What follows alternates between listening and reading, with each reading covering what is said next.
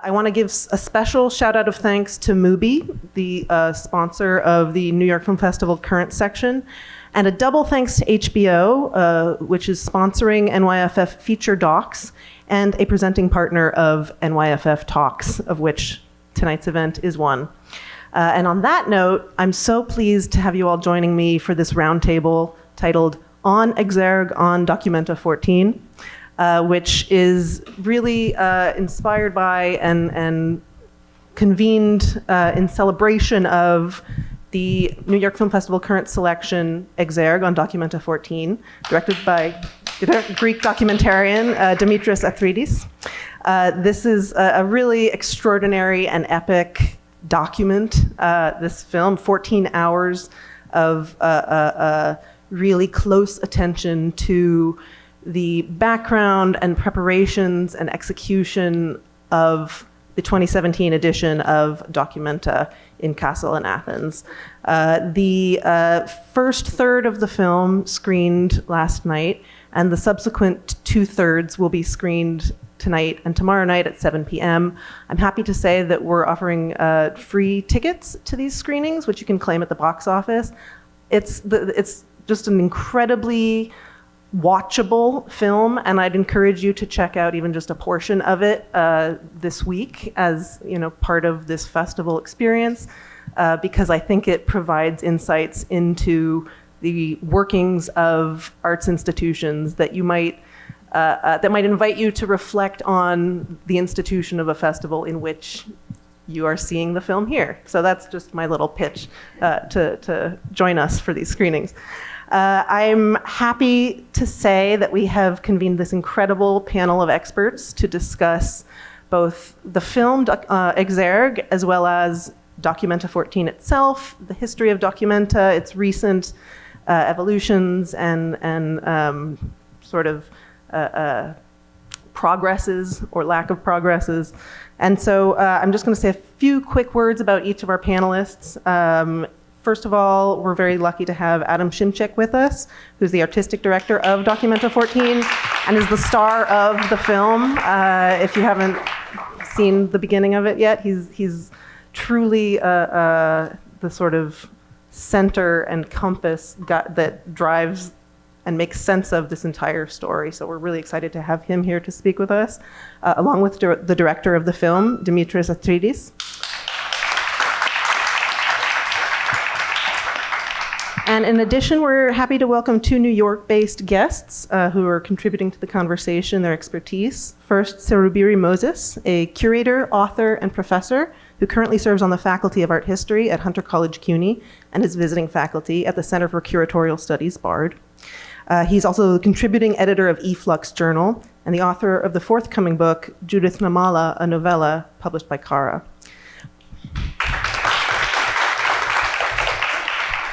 And we're also really pleased to welcome Naeem Mohaiemen, an artist whose practice combines film, photography, drawings, and essays to research forms of utopia-dystopia within families, borders, architecture, and uprisings. His film, 2 Meetings and a Funeral, had its premiere at Documenta 14, and he currently serves as Associate Professor of Visual Arts and Concentration Head of Photography at the School of the Arts, Columbia University. So thank you all for being on the panel with us. And finally, leading this conversation, we're really fortunate to have NYFF Currents programmer, as well as a curator and programmer writer more broadly, with a practice that goes beyond cinematic film presentation. Rachael Rakes will be moderating the conversation. So I'm gonna go ahead and turn it over to Rachael, but thank you all again and enjoy. Thanks all, and thanks for this film. Among all of the insane amount of hours and footage and all of you, or 3 out of 4 of you, being willing to spend that much time under the camera and being followed to watch this super tense project unfold. I wanted to make a mention first about the timing where this film landed, that it's in 2024, in this time that's quite particular to the so many different art politics relations throughout the world that have changed so much and have become almost more blunt, more populist, that it almost makes this, you can see this as a kind of beginning, maybe a continuation of the way that in the Europe case, this was already beginning, the way that funding was conditioned on certain kinds of politics, and maybe say veiling certain kinds of ambitions, but doing it in a kind of slow way, where now it's become a bit more obvious. One sort of more broad question about that is just how did it end up coming out now? And so it's a 10-year project, and so how did this work that started 10 years ago, along with the project, end up being placed now? Thank you. Well, when first, after the filming of the project of Documenta 14, which lasted for 2 years, I was kind of advised to hurry up because, contemporary art world moves so fast and you have to be like really on time because, people forget it's gonna be like yesterday in news. And, but of course I couldn't hurry so much because I had to work on this huge footage and also the complexity of the story. So I just took my time to develop ideas and things. And also this, as the initial idea was to make a 2-hour film. I mean, we never projected of making like a 14-hour film. That happened when we started working on it and saw the richness and the complexity of the project. So anyhow, there was also some delays due to the pandemic. Eventually, and also it was not an easy project to develop, in production-wise also. And finally we arrived, to this year, this date, when the film is complete. I have to say that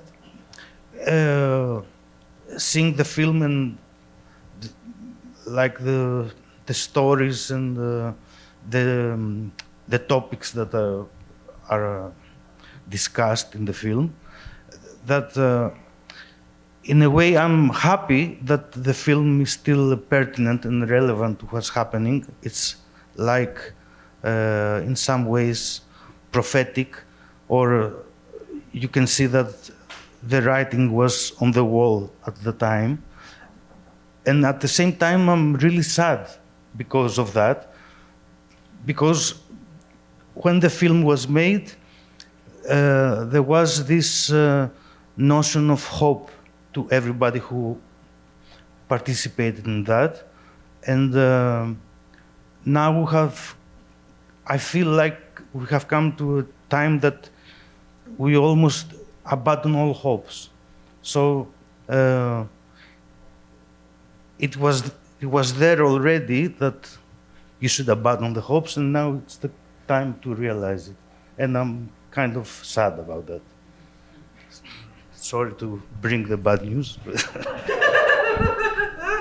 I guess just different frameworks than hope, or not having hope, but doing it anyway. One of my favorite, side remarks from Bifo, who's also a part of this, something like, "There is no hope, but I am happy."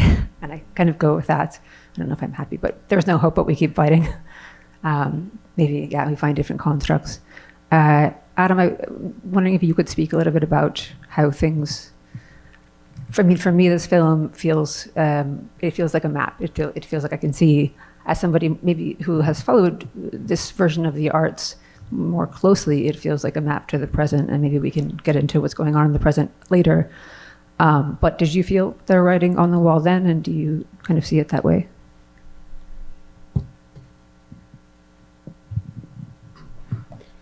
I wrote the proposal, or a sort of first script for what was then to become Documenta 14 in 2013. So that was, even 2 years even before we started to work on the project in Athens. And obviously, I didn't change much in this concept as compared to what I wrote back then, which was to basically think about Germany and Greece as two faces of Europe looking at each other with some hostility, and maybe also that figure as a way of looking at the world at large. So I didn't think so specifically only about Athens and Kassel, but out of Kassel and out of Athens into a larger world. And with all those artists and other participants, I'd like to welcome Cecilia Vicuña, who is here in the audience, one of the artists of Documenta, Chilean poet and artist. So and you know, some of the artists were here also yesterday in the screening. I'm sure some other artists will come tonight. So it was a concerted and group effort to formulate meaningful statements about the state of affairs in the world, but not in a political way only, but through means of art. Because in the end, it was an art exhibition. However, we tried to make it as durational as possible. It didn't turn into a film, so it needed a filmmaker to then see it as a film retrospectively. And of course, in 2013, the so-called Greek crisis was very much there, and soon entered a very, very acute phase. And that was one of the reasons why I thought this exhibition with a rather huge budget in Germany, with a tradition dating back to 1955, the years of Germany's reconstruction, as one of the beneficiaries of the Marshall Plan, and so on and so forth. So there was something of this moment of hope and a joint effort to overcome the burden of the past already at the inception of Documenta, and I wanted to revive this spirit in the 2017 edition somehow. So I'm not so interested in whether or not we can have much hope nowadays, but I like to think about this lines in I think the last prison letter of Rosa Luxemburg, when she's writing, and I quoted it before, but I think it's never enough to say again. She says that history of revolutions is a history of defeats, you know. So the defeat is somehow inscribed in our actions, but it should not stop us in our attempts to make things better or make things worse, as some would say. I'm referring to a very interesting lecture I heard lately by Jack Halberstam, who was speaking about negativity as a force that can change things too. You know, so hope is something that we usually connotate positively, because those who have no hope should have some hope after all. But how about negativity and critique? You know, I think that was something that this Documenta also articulated quite forcefully. And yeah, maybe it's time to use whatever we haven't used before, or whatever we can locate now that we can mobilize. So rather than these kinds of, this idea of hope or a future or fighting, just doing it by other means. I want to stay briefly on the present, and I'll bring in Moses briefly on this too. Just thinking about, okay, so Documenta 15, which came after. I don't know how many of you are familiar with, went to it or what happened, but it seemed like it took what happened, like the kind of brutal dismantling that the German government was doing to yours, to quite an extensive level, not allowing passports and making lots of smears and fun. You know, there's like, it's like kind of it kind of mirrors it, but in a much more pernicious way. And then now we have a situation of Germany, just to speak about that specifically, where suppression of art has almost become just like day to day, like de rigueur for the past 2 years. In the middle of that, on one hand, Moses, you were also curating the Berlin Biennial and have had kind of back and forth relations with Europe since. So I thought maybe you could comment on that.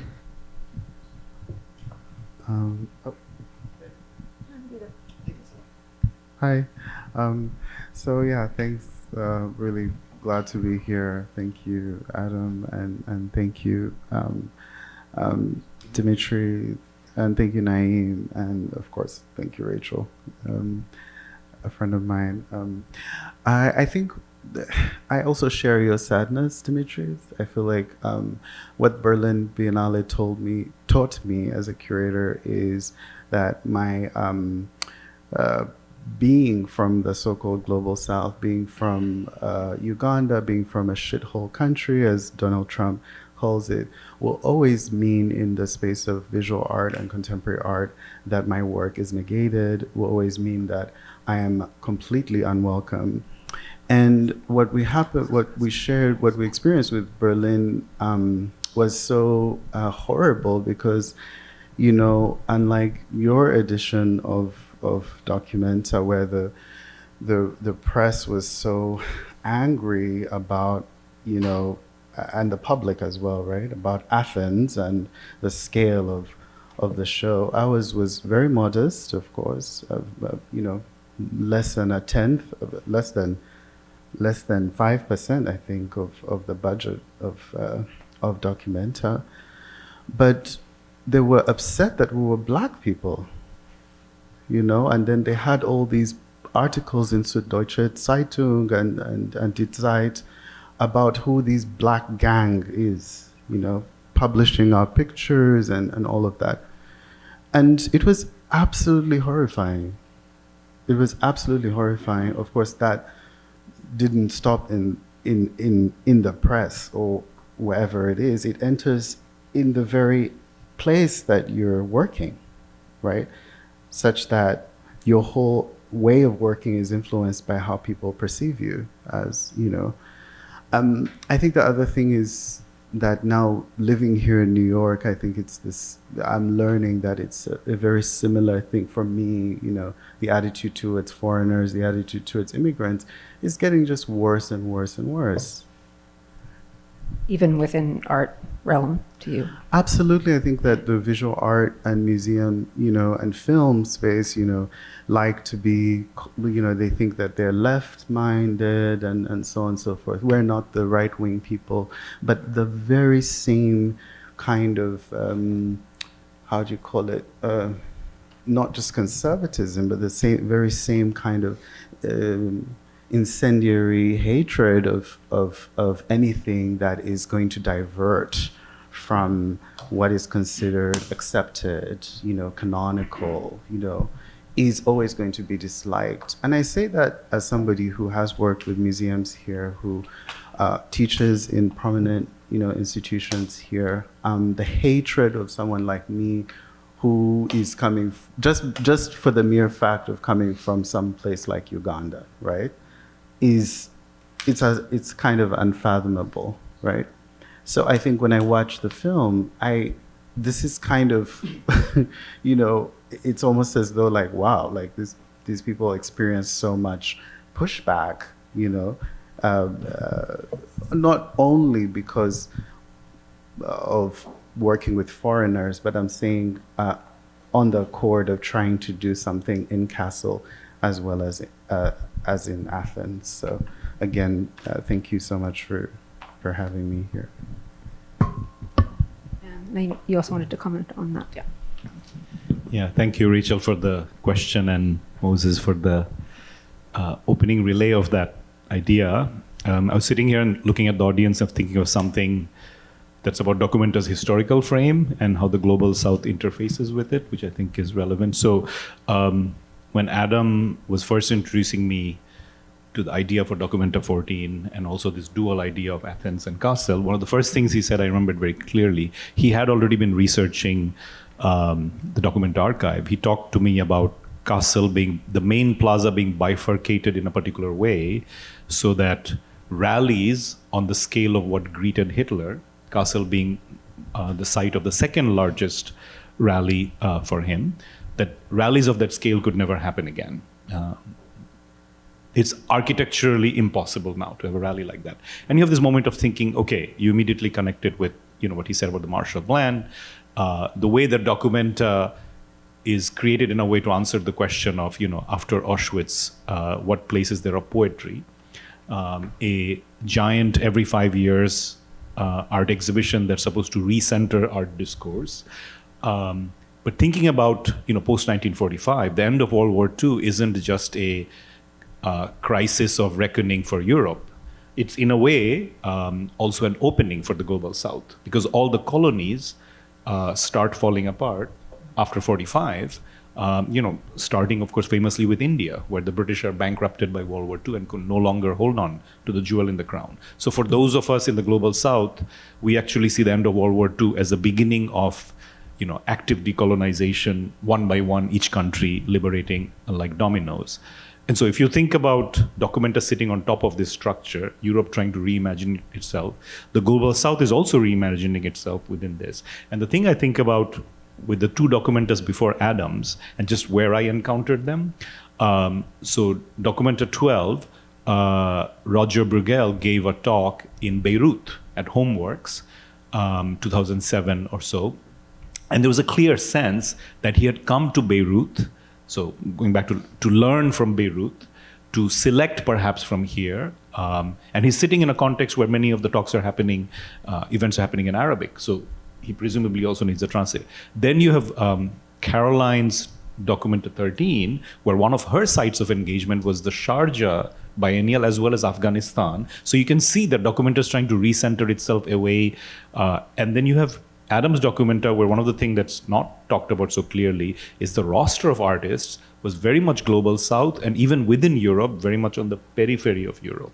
And so in that lineage, I feel like Documenta 15 makes sense, that this constant dialectic with the global South ends up with, finally a collective that becomes unmanageable. So I read it as, this whole line from 12 to 13 to 14 to 15 as a very logical thing of what Serubiri is in a way referencing, that a European major exhibition wants to be in dialogue with the global South. The global South alternately thinks, why do I want to engage? People say, why do I want to engage with a German exhibition? I rather spend my energy on Kochi Biennial in India, for example. But people are still engaging.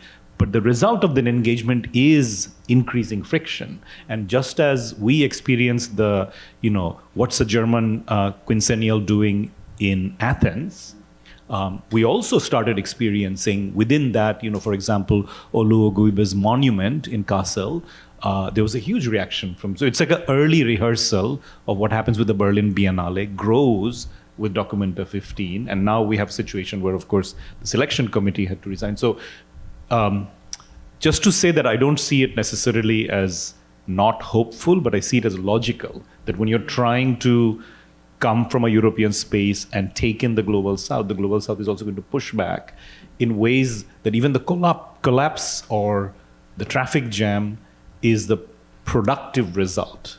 And a lot of people I know who are programmers in South Asia, Latin America, and Africa are now starting to talk about what does it mean to build infrastructure that does not depend on either the Western arrival or the Western funding.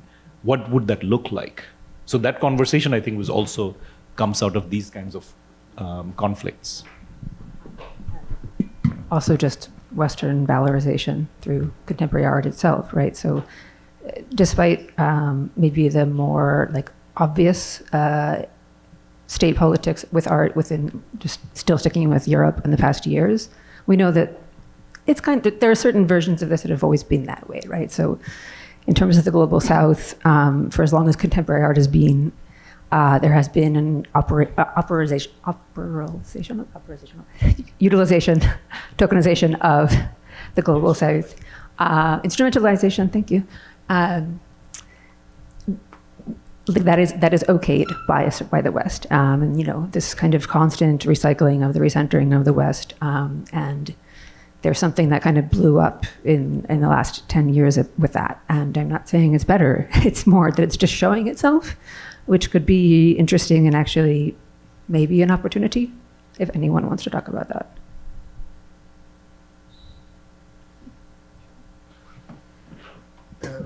What exactly is the question? Thinking about the change in these big shows that, say for the past 30 or so years, have been working with any artists who are not European or not white, let's say, in a way that is sort of that it has been tokenized and instrumentalized, and usually looking towards artists who are making art that seems to be already ready for the West, like teaching Westerners about what's going on in this place that's not there.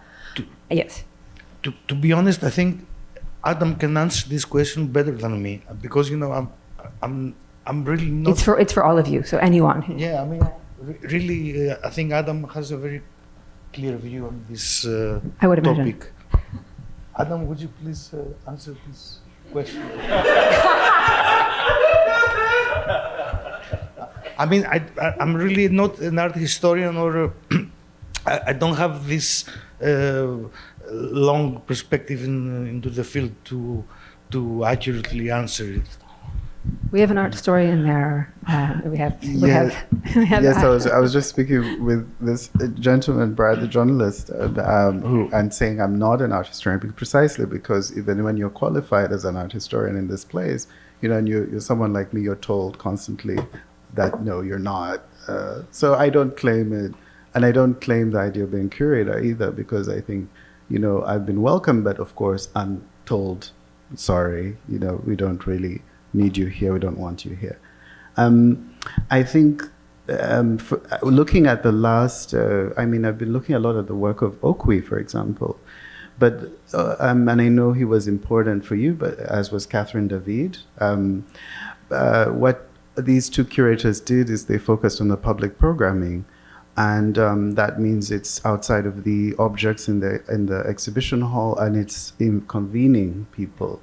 But I have to say that the public programming departments are not respected, and people who work with public programming are often marginalized by the curators. And I was actually speaking with Esther Poppe, who was one of the the chorus in Kassel, and also she worked with 15 as well as a public program person, educator, and she was saying that that in the case of Documenta specifically, that by the time the 15th edition came, the public programming, they got somebody from the Friedrichsmuseum and put them in charge of the public programming, So maybe you can speak about that. But I just want to finish this to say that historically, the going all the way back to shall I say, Kynast and McShine's work at MoMA,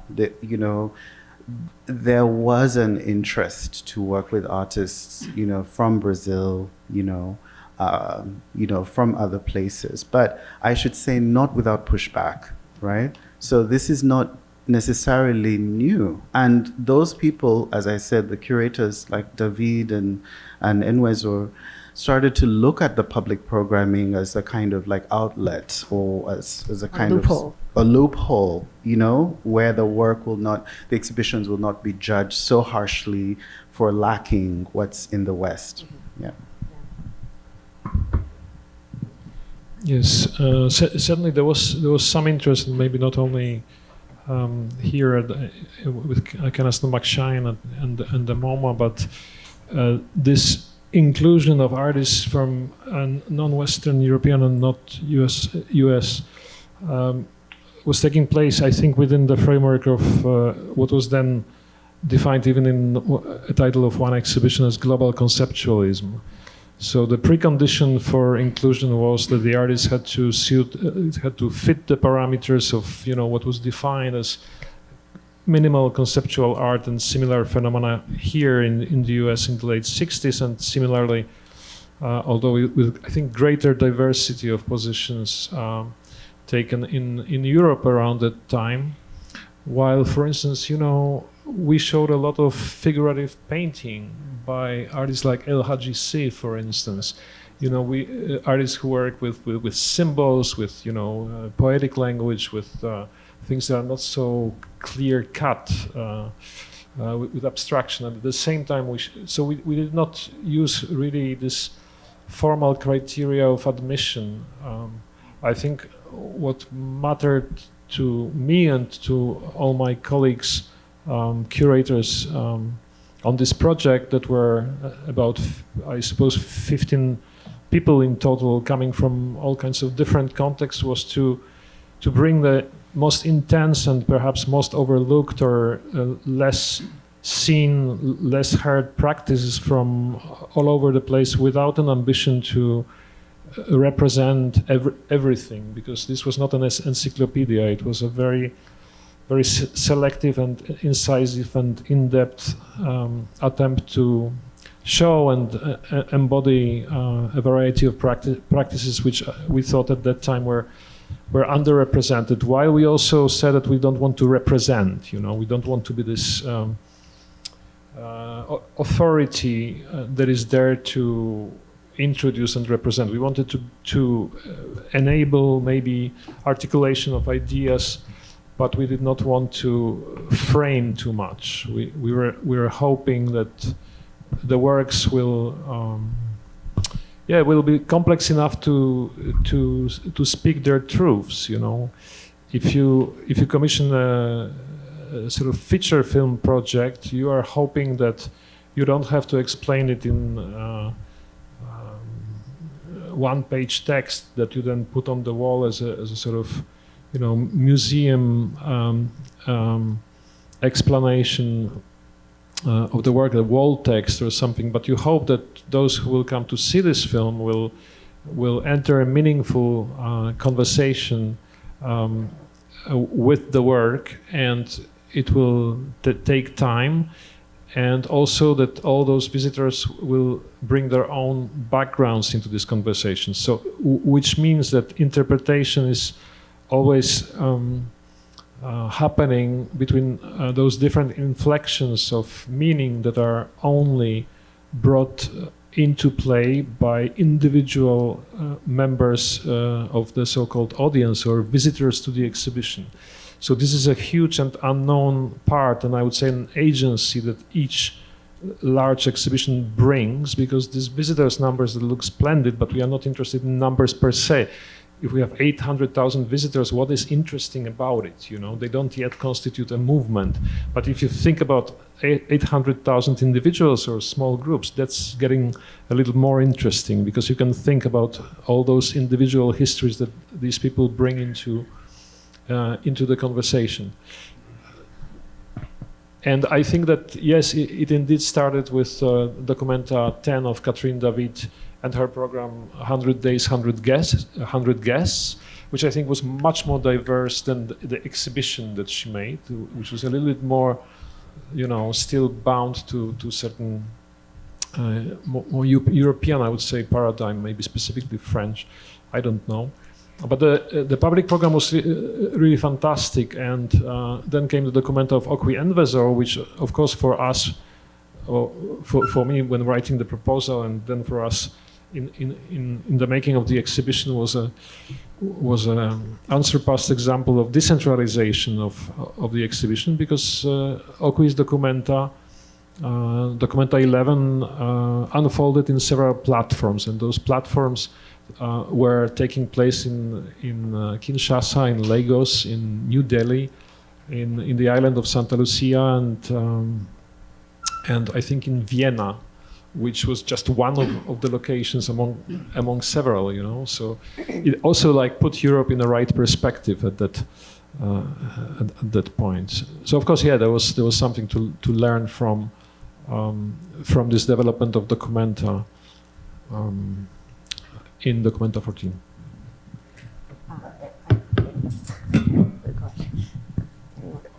I just have to add to what Adam said. One really important element of Documenta 14, which is also quite elaborated in the film, is the presence, for the first time, maybe correct me if I'm wrong, of indigenous groups in the exhibition, and we see American indigenous and some indigenous and from New Zealand, which I think it didn't happen before. Is that right, Adam? And then you saw that it was also articulated in Biennale the following years. Venice, you mean? Or, yeah, the Venice. Venice. Two things I just wanted to add on top of what Adam just said. I started with Roger Bruegel because that's the document I physically encountered. But I remember that Oqui's documenta, specifically, I think by the Village Voice, was dubbed, and not in a positive way necessarily, as the CNN documenta. And that was a nod to the inclusion of a lot of documentary, reportage, fact-based, legible works that I think the Village Voice's response was, why is this in the art space? So not only just what geographies and experiences, but the language was already a question. So that's one thing. And the second thing, just to say that the way I experienced Documenta 14 really is also a very expansive sense of global south and periphery, because I think the European presence as well as the American presence was also complicated and peripheral within it. Like one of my lasting relationships from the Documenta 14 was Esther Zakaks, who's a Hungarian curator, who then was in Documenta 15. And she always talks about the Hungarian experience during the Cold War period, which is also a big period of 1945 to all the way up to right before Oqui's Documenta, as living under the Cold War ambit. So those were also in some ways very peripheral positions. And I felt Adam's own position coming from a Polish context and then curating this. These were all very complicated relationships with margin, periphery, center, all of which I found productive. Yeah, just to continue on the film thing, since we are at a film festival right now, Oqui's Documenta is often credited as being kind of the entry for video, not just video art, but more that could be film, in cinema or in space to flourish. And now we're in a time, for various reasons that we probably don't have time to get into, that it's everywhere. Now, film is hardcore in every big and small show, etc.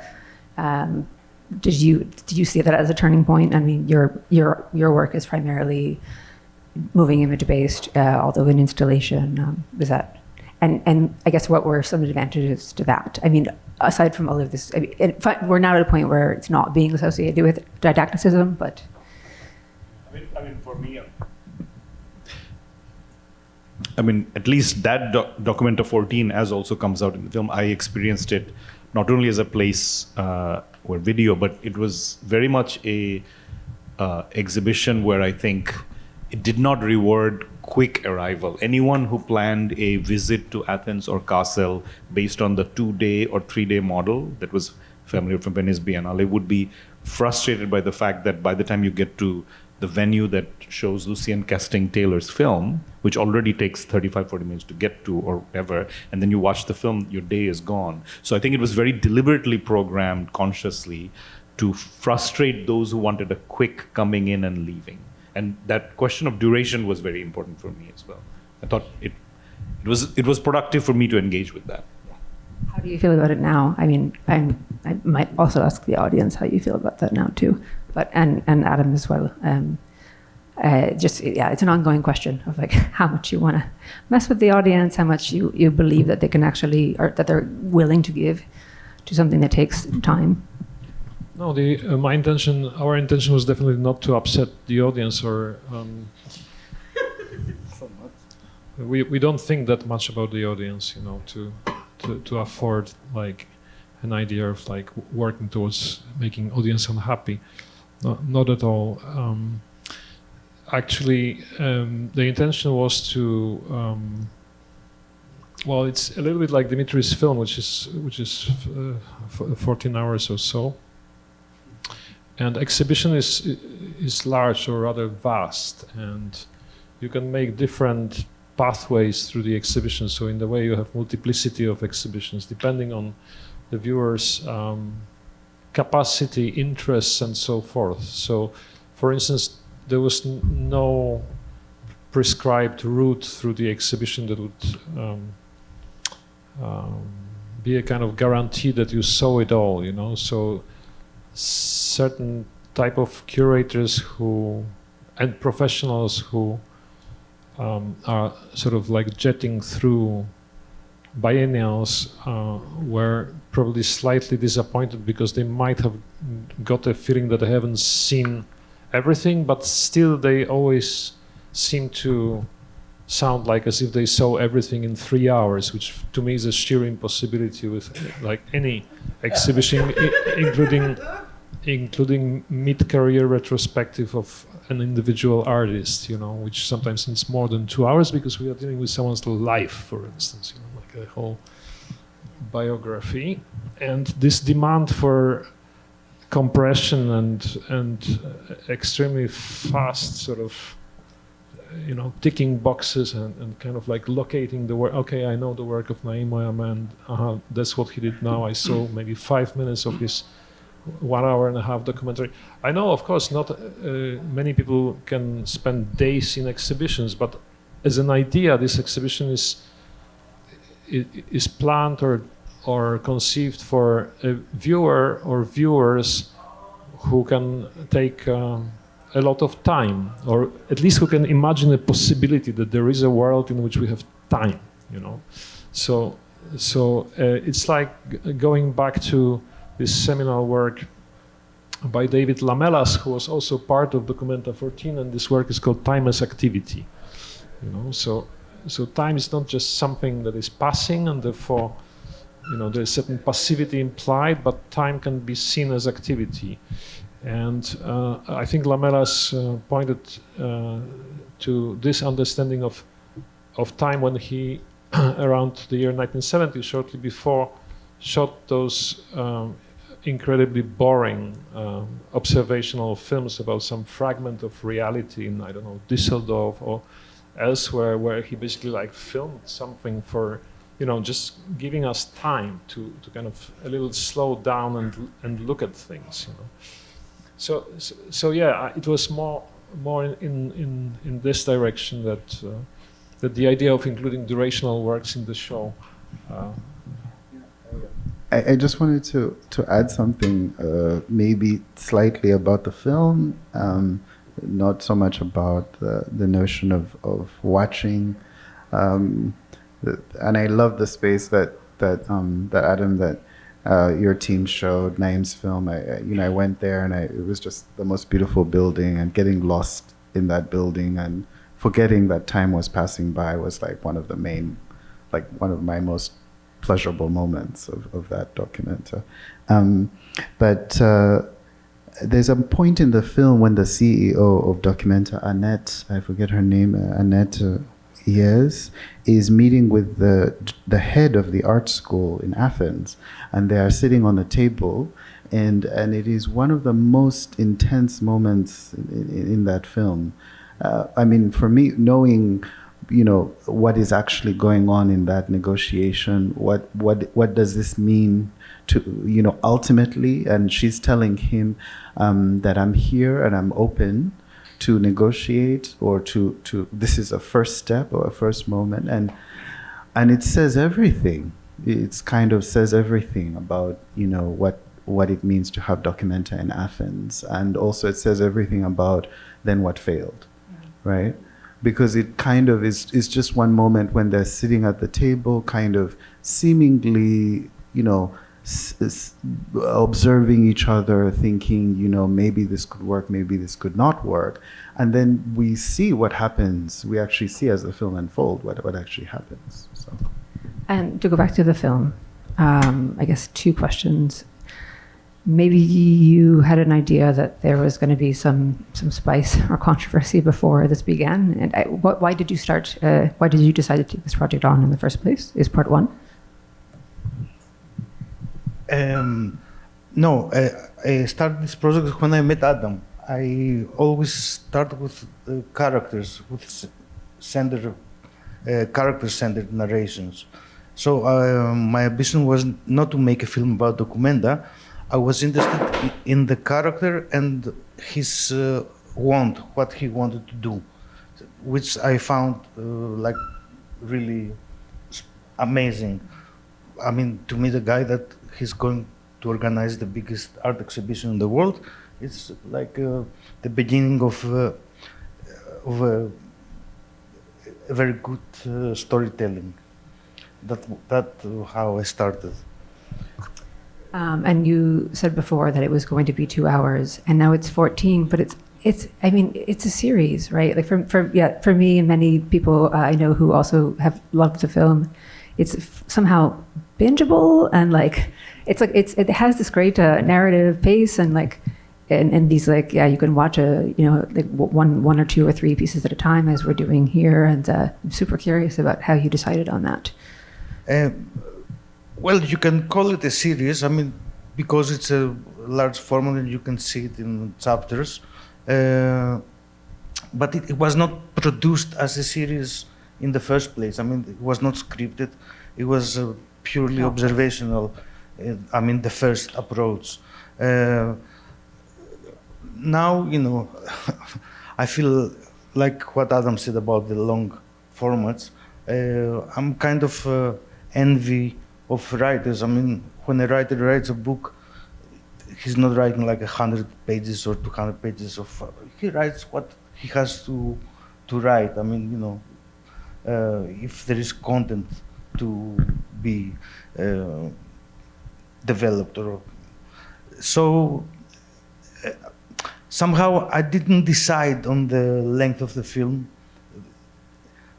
It was so rich, the material, that it produced stories and ideas, and I was building them, and then it was something that we understood that cannot be thrown away. I mean, you cannot simplify documenta. It's huge. I mean, I don't think there is one person in this world who has seen all of documenta 14, for example. Not even Adam. No, I mean all of it.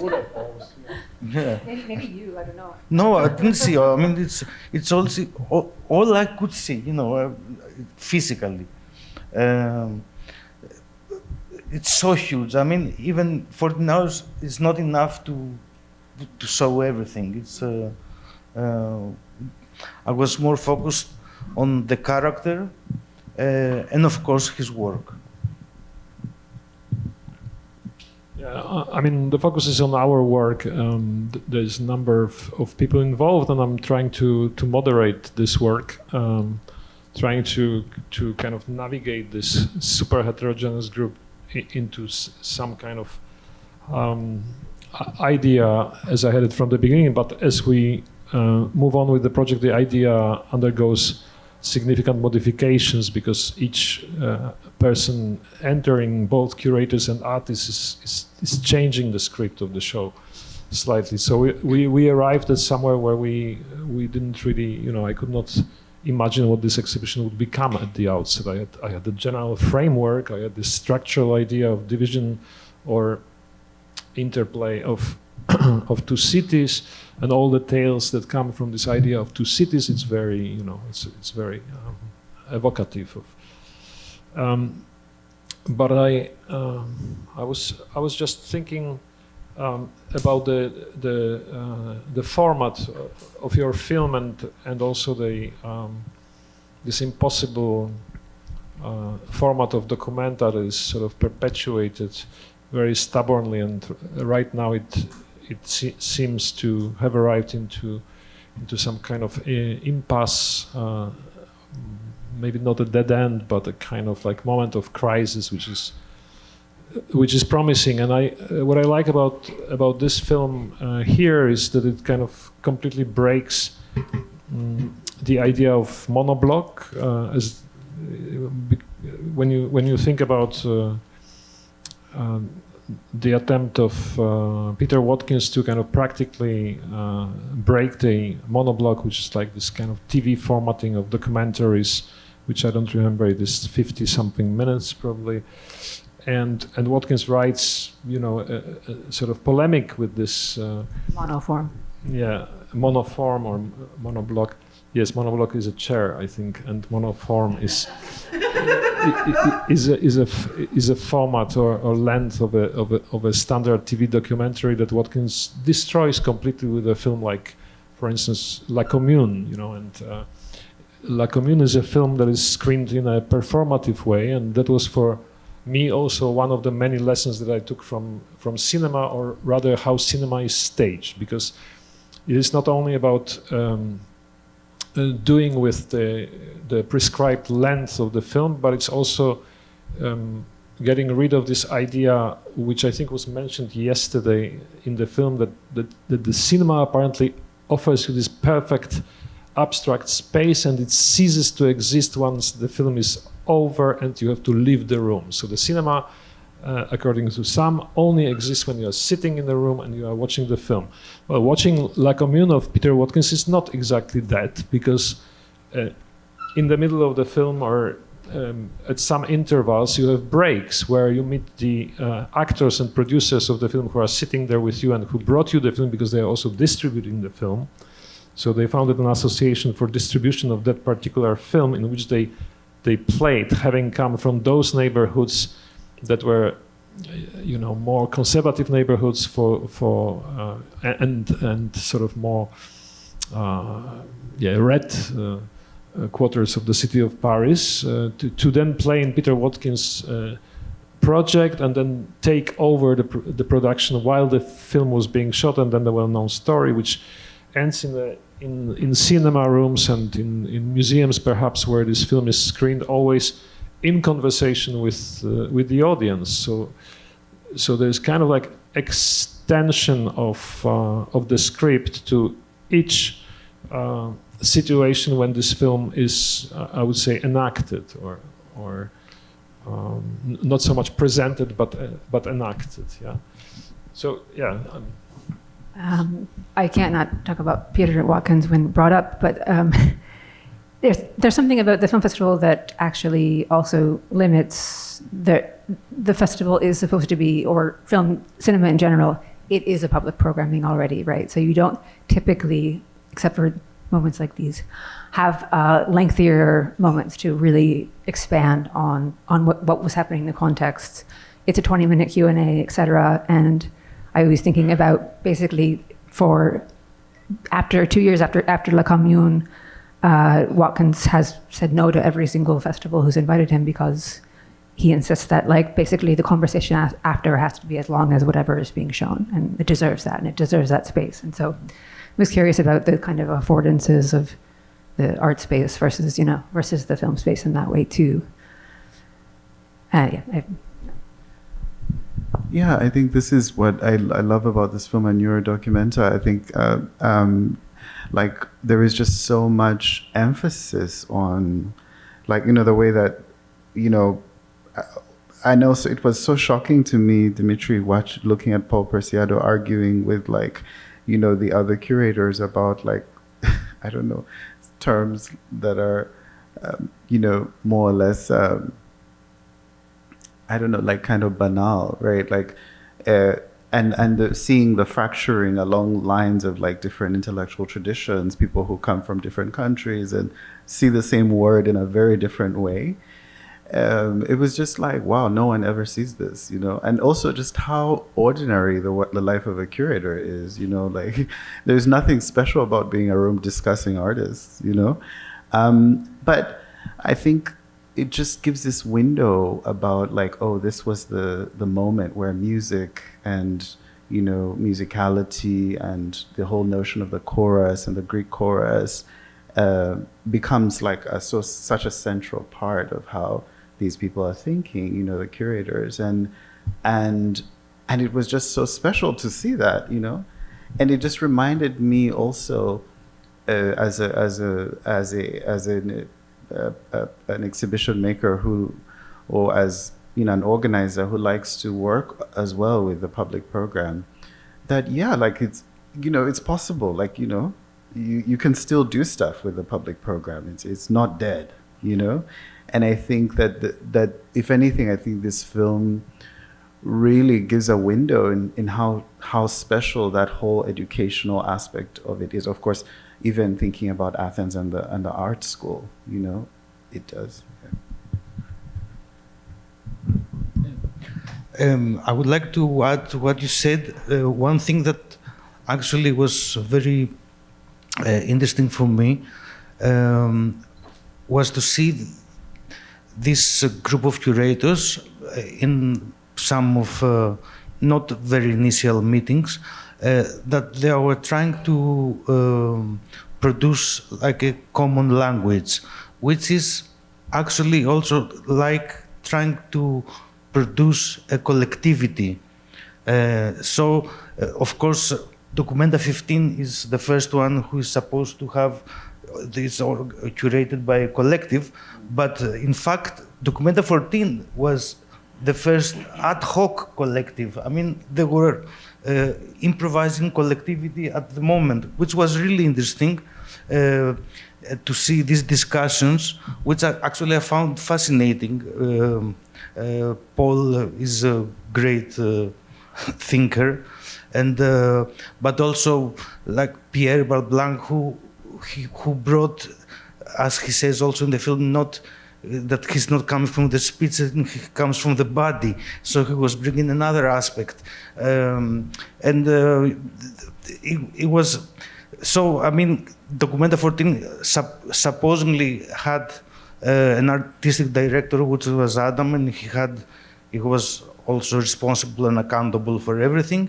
But at the same time, it's clear how the hierarchies are like shattered somehow.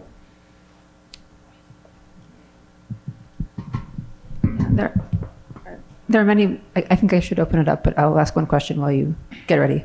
There are many moments, I think, especially with Paul Preciado, where he's like really trying to somehow translate, like that he has this kind of inherent knowledge of how to communicate or how to like work between, where he's like talking about, listen, if you come from Documenta, no one's going to want to talk to you because they're going to have a judgment about you that you're too powerful. It's German, it's North, etc. And that's not our scene. And Athens is a very left, has a strong leftist movement, and that's very interesting to see how all of these players kind of took their different roles in trying to mitigate that. I can also ask about this is something you brought up earlier when talking about the panel about how actually artists also intervened in attempting to translate or mitigate or speak for the project. We haven't talked enough maybe about the whole Athens Kassel back and forth, but just the function of being in Athens while fully realizing that this is supposed to normally be in Kassel. So we're decentralized, and all the discourses about what does it mean for Documenta 14 to be in Athens, while you also know that Kassel is coming, right? It's a quincennial in two parts, part one, part two. I don't know if every artist in every exhibition just kind of walks in, only interacts with the curator and is oblivious to the situation. They're usually not. But this was a high level of every artist participating, being aware of what's the conversation going on around this exhibition that they're part of, right? Including both critical conversation and positive conversation. Starting out in Athens, just as the curators are trying to build up their space in Athens, a city in which some hadn't worked before, we're also building up our own situation. And then we go to Kassel, and so it's a big shift. And one other thing I want to say just about the decentralized curating model. So I worked with Okui right before in the Venice Biennale, 2015, and the public expression of that exhibition was very much, Okui speaking somewhere, he's getting pushback, but it's Okui.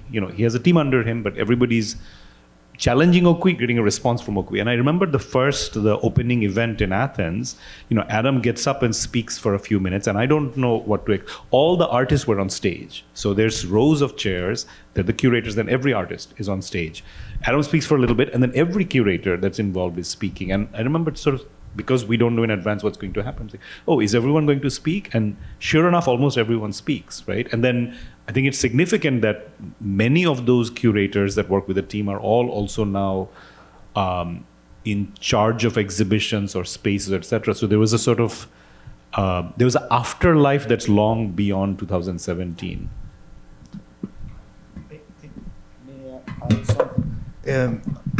Also, one discussion that is quite interesting. It's a discussion that is in the film, which is the distinction between art exhibition and public program, which was like very eye-opening for me, because in a way they contemplate on the term exhibition, what is exhibition and what is public program, or what if the exhibition is the public program, and because I think it's a very interesting curatorial, of course, quest. It's not for me to examine it, but I was really fascinated by this discussion. The exhibition in Athens had an extension in form of there was an extensive film programming for public television, and I think this was probably slightly overlooked from the international audience point of view, who arrived to the opening or sometime during the exhibition, and they don't watch like Greek television. But at the moment when we arrived in Athens, the public television in Greece shut down, so they could not afford, broadcasting. There was a period where television disappeared, and I thought it was quite shocking. It was interesting, but it was at the same time making very visible this complete deprivation of the public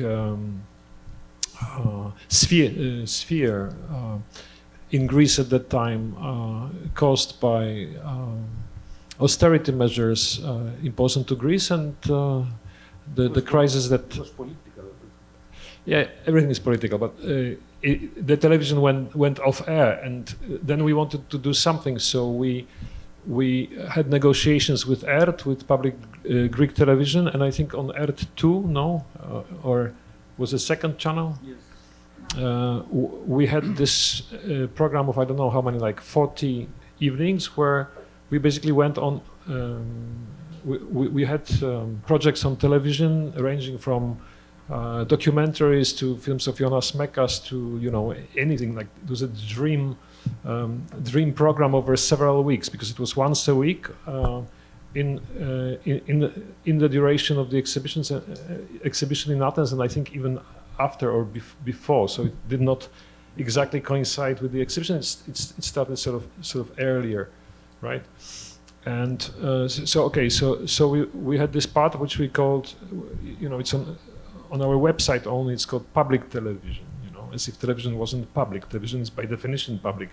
So when you call it public television, it's almost like tautology, but we wanted to insist on this dimension of publicness in anything that we did. So we would call the exhibition public exhibition. We would think of publishing or publications as another dimension of this publicness, the public address, let's say.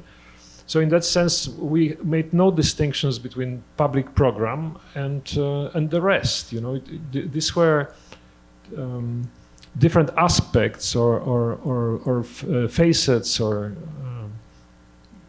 manifestations of Documenta 14, each in its own sort of parameters, format, and so forth.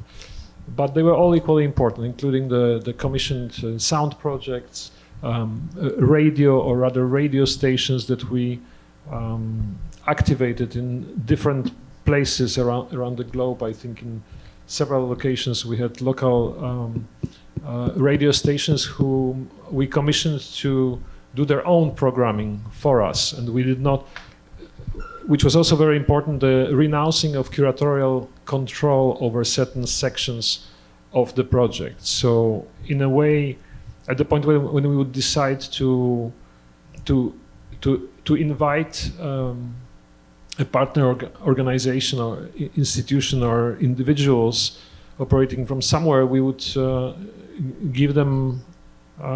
We would have trust to, to enable them to program whatever they wanted into our documenta, because we believe that what they did mattered, and in this way we, I think, succeeded in sort of linking or maybe opening this curatorial project of documenta to so many other subjectivities and how they manifested themselves. Yeah, I have to say that, okay, well, I'll speak just very quick. The publication aspect of Documenta 14, I think especially stands out to me as like some of the most beautifully researched, written, like just completely strong, like parallel, like it's like a whole other thing in itself, and it's really amazing. And it's still a resource, I think, for me and many of us, and it really stands out. And we have to get away from this prioritizing of these different media as much as we can, and see what we can do with what we have. But no, I just wanted to say that for the Berlin Biennale, I did this. Of course, was part of the curatorial team selecting artists and debating, the different art, traveling, meeting, doing studio visits, etc., installation, whatever. But I also did this public program called the School of Anxiety, which went to Nairobi, Kenya, and also which went to South Africa, each a week. And it was 3 artists and myself, and we would travel for a week in each, and also in Berlin. And I remember that, of course, the topic of it was really related to the biennial that we were doing, which was, it was about, in a sense, we called it We Don't Need Another Hero, and it was in a sense about, kind of collective madness, as we called it, or collective anxiety, as we called it at that time, following, Black Lives Matter and the election of a number of situations there. Roads must fall. But I think that for me, I remember having conversations with Gabriela Horn, the director of the Berlin Biennale, about this program, and she just said that it was nothing like that specific School of Anxiety, that it was nothing that had been done ever in the history of the biennial, because. And she said, "Oh, the only thing I can compare it to is Arta Szymczyk, yes, and who curated the 7th edition." And I thought about that, and I was like, "What? Taking things into your hands somehow, and then even taking them across the border is so kind of outside of how these sorts of institutions think." But in any case, the conversation we're having now just reminded me. we can take questions, or Dimitris, you wanted to say something? But raise your hand meanwhile if you have one. I wanted to add something to Adam's description of the publicness, which derives also from the public institution that Documenta is, to begin with, and his willingness also to collaborate in Athens also with public institutions. So, this notion of the public institution is very evident as a discussion throughout the process of Documenta, and it culminates somehow to reaching the notion of the commons. What we have learned to be public as an institution in societies, and if that could be turned into a common, which is like the utmost manifestation of it. Yeah, in a more or a less spectacular way, right? Just using the TV that's free, or that's available, and these kinds of things. If there is space for this discussion. We can take a couple of questions if you have them. Otherwise, we keep going. Go ahead. There's a mic.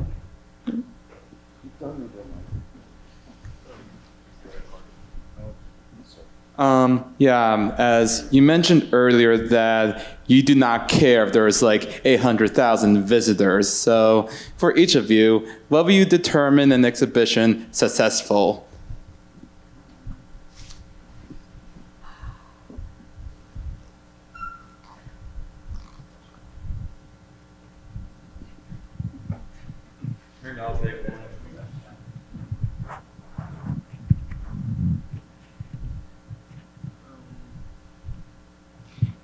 Exhibition is a little bit like a contradiction of this title of a film by Guy Debord about I think it's called about the passage of a few persons it's a passage of a few persons through a rather brief unity of time, you know. So exhibition is something else. However, you know, in a from the maker's point of view, from say curator's point of view and artist's point of view, it's becoming a very kind of intimate situation of production first, and this sort of hopefully projects into something that is not a passage of few persons through a rather brief unity of time, but it's a passage of many people through a rather long unity of time.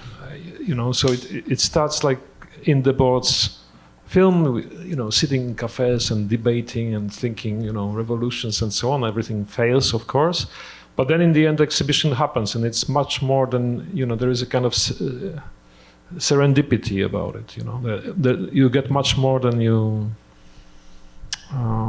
expected, and then it's successful. So, if you ask me what is successful exhibition for me it's any exhibition, any size, which leaves me totally illuminated, surprised, and overwhelmed by, you know, what is happening there.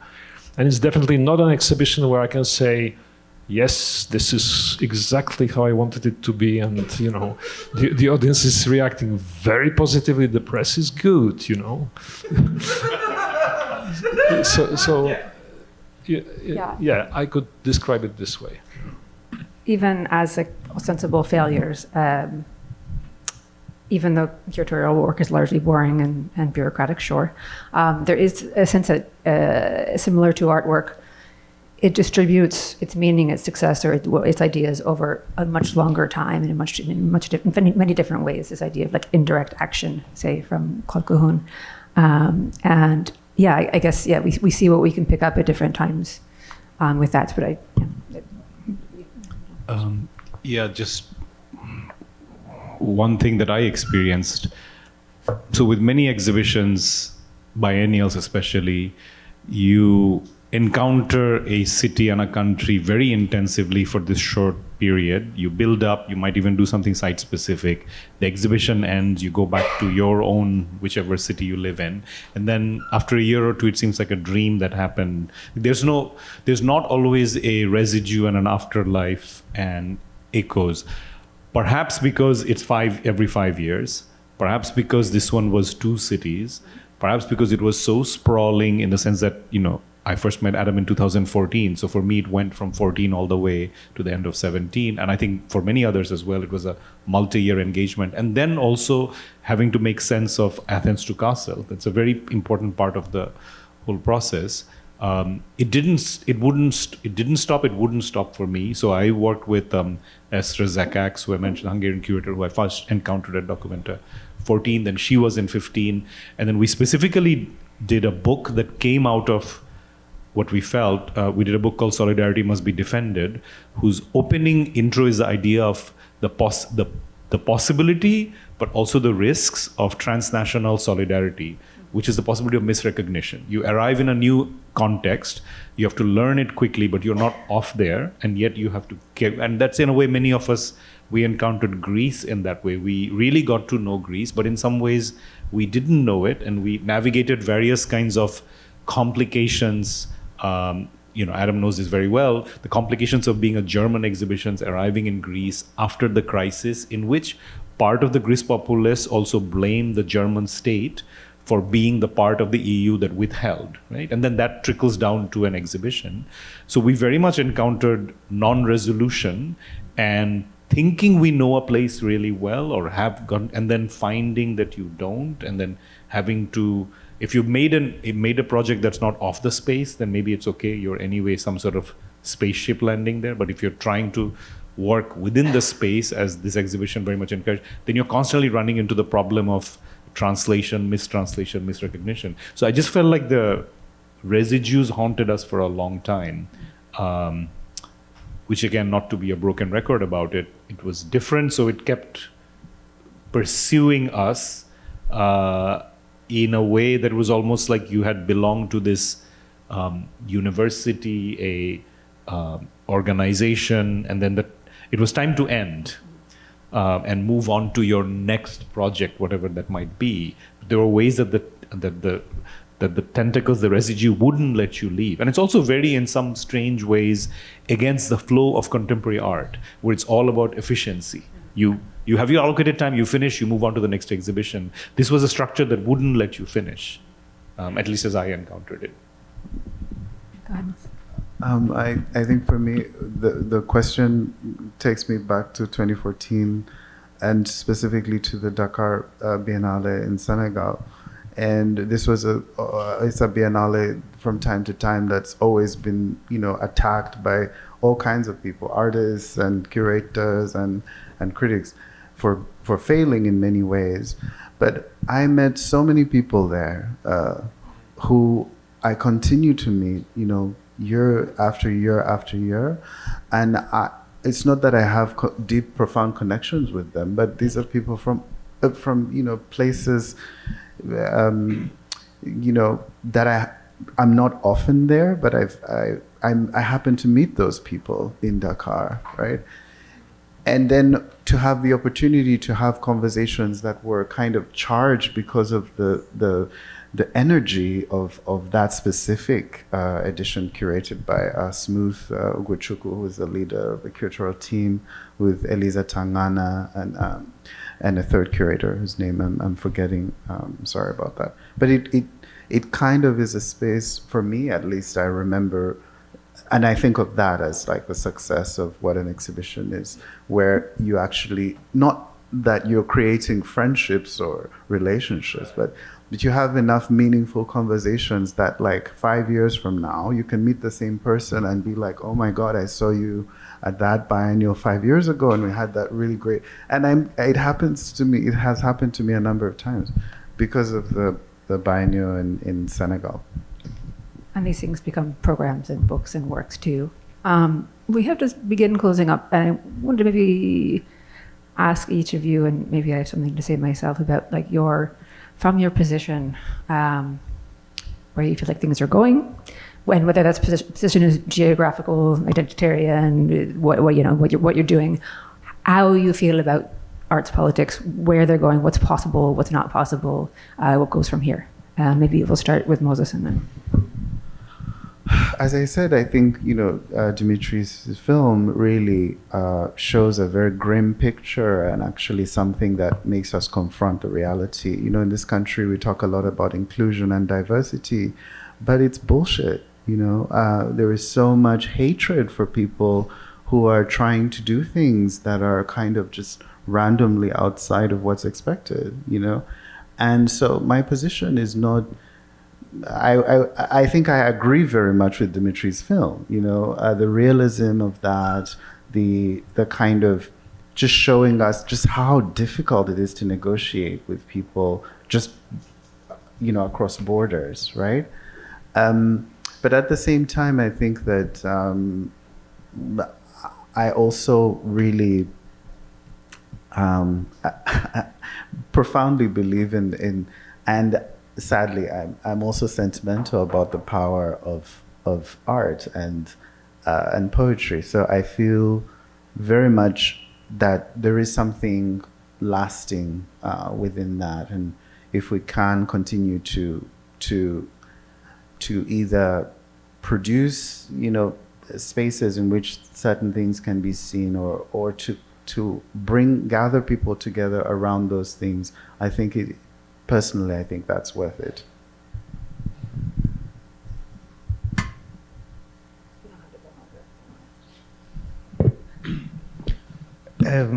What interested me while filming was also this contemplation on the power of art, if there is such a thing, on what some call it soft power, when it is given from the hard power, like distributed somehow. And finally, I was really amazed by a lecture by Bifo, Franco Berardi Bifo, an Italian philosopher, who says that power is a regime of visibility and at the same time is a regime of invisibilization.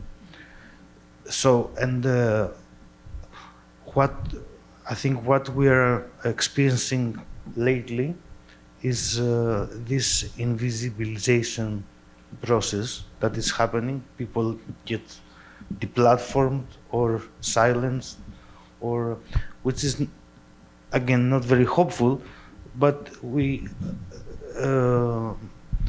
have to consider the power of art, which also I like it when Adam in the film explains that art acts upon individuals, not masses.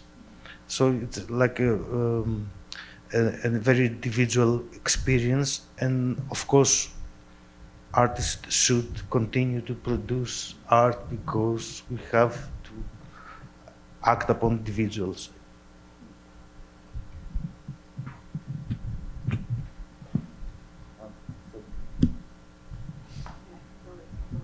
I'll just say that again, because of the two city, two country structure, I think many of us as working artists spent a lot more time, especially in the first city, than we normally would have with other kinds of exhibition. Also because of the public programming and other forms of intervention. The journal, which we didn't talk about, South as a state of mind, that actually started up in 2015-16. So it continued. Everything didn't start and end in 2017. So many of us, I think, because of that, were in the city with the team much longer.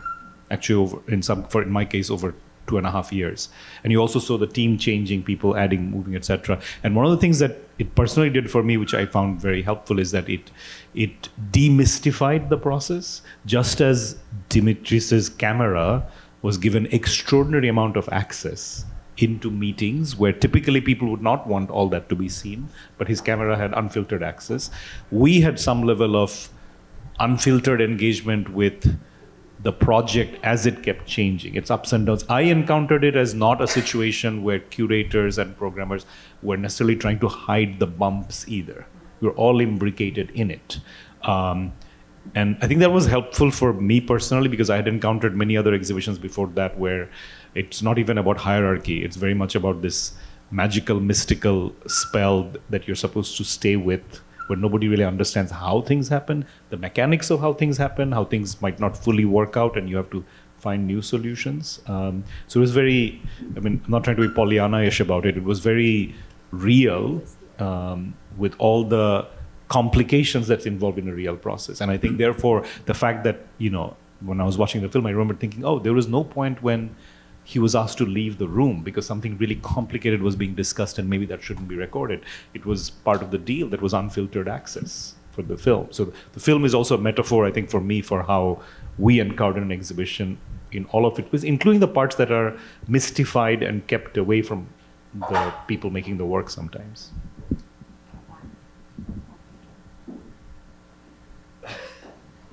If I can take that question, maybe Adam should. I'll let you think, and I'll let Adam have the last word. But I was posing it, I guess, maybe from my own kind of living with so many contradictions, working in different places. So, I'm a tax resident of Netherlands, where our new prime minister ran on a campaign of simply the statement was cutting all arts funding completely. That was the platform. It's even the golden age, everything, just no more. And it was a wild, and he's in charge now. And because of this context of the Netherlands, people are already, even though this hasn't happened, they're already capitulating to it. They're like actually already kind of deciding to change their language only to Dutch, or to start looking for private funding and all these things. So that's one context. And then I've been working in Korea a lot, where they're like beginning to, like they're going so hard and just kind of beginning to like take over cultural dominance in the way that the U.S. once used to, and that includes contemporary art. So I'm seeing like this kind of thing. And then being here, where I guess for me, I never thought about state funding at all. Yeah, so it's always been so hard. So the reason I asked was just kind of, your points of view of like your analysis of what we can use of any of this, or what possibilities are there. But so Adam, it's up to you. The future. Yeah, if Naeem won't do it, then Adam. The future of what? How do you see the future? No, I mean, what's possible now? Like anywhere. Where do you want to work? Where can you work? Or even just now, the present.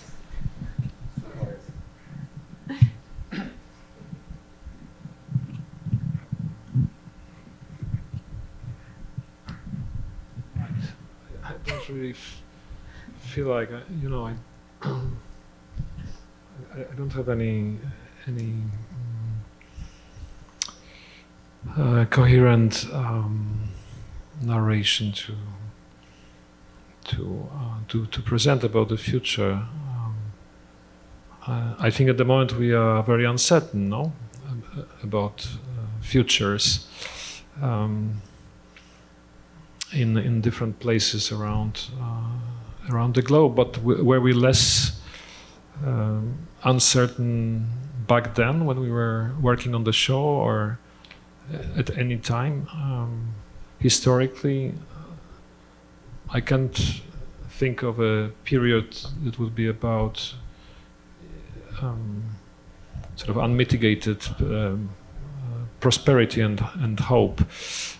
So I guess things had always been, difficult to a degree, and there were always ways of negotiating the most dire circumstances, and that's where we are at now. I think the parameters of the discussion change because there is more and more limitations on public discussion, and that also affects the possibility of showing or debating works by contemporary artists, depending on where they come from and what their political position is. They might encounter at present a lot of restrictions or limitations on, let's say, free expression under the guise of protecting the public from some irresponsible or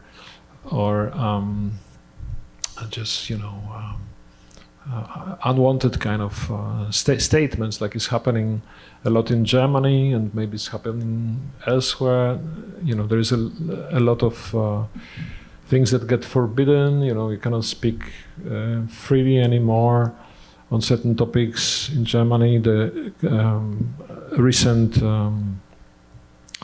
developments in the Palestine-Israel conflict only made things worse and led to a certain stiffening of narrations in Germany and in many other countries, I suppose, in Europe. To a smaller or larger degree, while in other countries, for instance in East Europe, this is under the shadow of Cold War, which now appears again because of the war in Ukraine. So there's a question of zones of influence that are being sort of renegotiated quite brutally at the moment. So I don't know. I mean, this is like just impressions of a reader of newspapers. I think that at the moment I would like to go back to a film that Cecilia Vicuña, who is here, made in early 80s, and this film maybe is a bit of an answer to the question of what is the importance of exhibitions because you can compare it to, for instance, importance of poetic statement or poetry. This film is called What is Poetry to You, right? And sorry, but I can't remember which country it was, but I think it wasn't Chile. It was Bogota, no? So Cecilia asked this question, what is poetry to you? And recorded answers of people she encountered on the streets of Bogota, also choosing certain areas specifically because of their demographics, because of the kind of political colors. So she asked the, conservative citizens and less conservative citizens and the completely underprivileged citizens, and I think sex workers you asked as well. And the result of this is it's very touching, because through these individual statements you understand that you totally underestimate the, so to say, population, and each of these individuals articulates something very important, personal, and essential about the basic needs that they feel for poetry, and this is not like some kind of idealism. It's very, I would say, matter of fact defense of poetry in the words of all those individuals. So I kept watching this film from time to time for some years, and I always go back to it in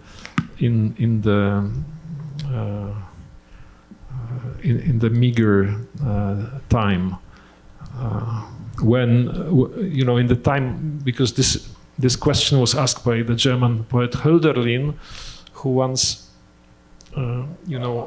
questioned this role of poets in terrible time, which for Hölderlin was his time, 19th century. But he didn't give a definitive answer. So he did not sort of dismiss or somehow, he didn't say, poetry doesn't matter. He asked the question, what of poets in this, let's say, dire times? And I think that this is the answer that artists still give us, and that's why I want to still do things that I've been doing for quite a while now, which is to work with artists and work on exhibitions. We absolutely have to go. If you want to say one very, very brief thing, I would. Very quickly. 3 words. Be a little more than 3 words. Okay. 3 to 5. Because you mentioned about the position of Palestine, Israel. Just to point out that Documenta 14. Ahlam Shibli was in the exhibition. She was actually in the room next to me in Kassel, or Athens. And it showed the whole time. And then Documenta 15, Mohammad Yaqubi's Tokyo Reels was shown and then closed down. So now if I graph that on top of what you were saying, one would presume that means that there's generally a closing of doors, that everything is receding, which would be the pessimistic take. On the other side, we could argue that actually the discourse within contemporary art, exhibitions and otherwise, is far less rarefied today. It's far more spread out, spills out from boundaries of an exhibition space into larger discourse, which is why I think in a way there is a stronger reaction to Mohammad Yaqubi as compared to Ahlam Shibli in some ways, because people see this as what they need to engage with just as much as they need to engage with journalism, literature, academia, etc. So you could also take it as contemporary art has far more impact on discourses much wider than the exhibition space. So it indicates actually something quite productively, it has more impact, therefore there's more of a response. It's been a vehicle to deperipheralize all of these worlds that were called peripheral before. Yeah. Thanks for these positive notes to end on somehow. Thank you all for coming, and thanks for the film, Dimitris. Amazing.